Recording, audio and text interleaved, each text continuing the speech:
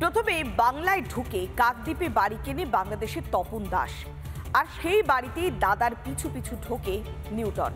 Newton দাদার বাড়িতেই আশ্রয় নিয়েছিল, আর তারপরেই কাকদ্বীপে তার ঘাঁটি গেড়ে বসা। দেখুন,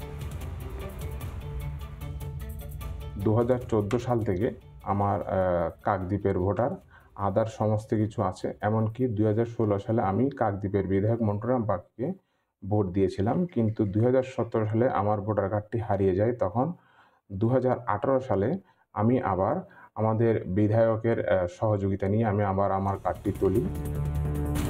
এই নিউটন দাসকে ঘিরেই রাজ্য রাজনীতিতে ঝড়। নেপথ্যে নিউটনের নাগরিকত্ব, কাকদ্বীপের ভোটার কার্ডে নাম রয়েছে নিউটনের, অথচ নিউটনের শিকড় বাংলাদেশের। সূত্রের খবর 2000 সালে বাংলাদেশ থেকে ভারতে আসে নিউটনের দাদা তপন দাস। বাড়ি কিনে থাকতে শুরু করে কাকদ্বীপের স্বামী বিবেকানন্দ পঞ্চায়েত এলাকায়।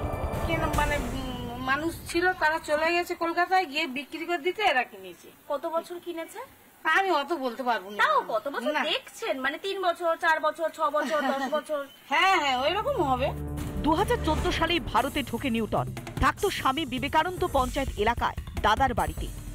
স্বামী বিবেকানন্দ গ্রাম পঞ্চায়েতে, সেখানে সুভাষনগর অঞ্চলে সে থাকতো, কিন্তু সে দাদার কাছে থাকতো বলে জানা যাচ্ছে তপন দাসের কাছে থাকতো। ইতিমধ্যেই সেই বাড়িতে আমরা এসেছিলাম এবং জানা যাচ্ছে যে এই বাড়িতে এই মুহূর্তে তপন দাস বা তার স্ত্রী কেউই নেই। তারা দুজনেই কাজের জন্য বাইরে গেছেন বলে জানাচ্ছে তার ছেলে। কাকদ্বীপের নামখানা এলাকার একটি স্কুলেও নাকি পড়াশোনা করেছে নিউটন। ধীরে ধীরে শাসকের ঘনিষ্ঠ হয়ে ওঠে বলে সূত্রের খবর। পরে নাকি কাকদ্বীপের তৃণমূল বিধায়ক মন্টুরাম পাখিরার সাহায্যে রাজ্যে ভোটার কার্ড বানায়, যার স্বীকারোক্তি নিউটন করেছেন নিজের মুখে।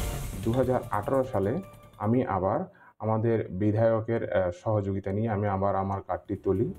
এদিকে নিউটনের ছবি দেখা গিয়েছে মন্টুরাম পাখিরা এবং তৃণমূল ছাত্র পরিষদের স্থানীয় নেতার সঙ্গেও।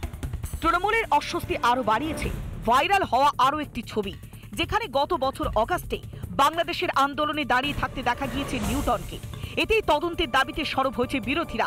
এই জল কতদূর গড়ায় সেটাই এখন দেখার। রিপাবলিক বাংলা। নানা ধরনের কন্টেন্ট দেখার জন্য লাইক করুন, শেয়ার করুন আমাদের ফেসবুক পেজ, সাবস্ক্রাইব করুন আমাদের ইউটিউব চ্যানেল। পাশাপাশি অন্যান্য ব্রেকিং নিউজের জন্য অবশ্যই চোখ রাখুন রিপাবলিক বাংলায়।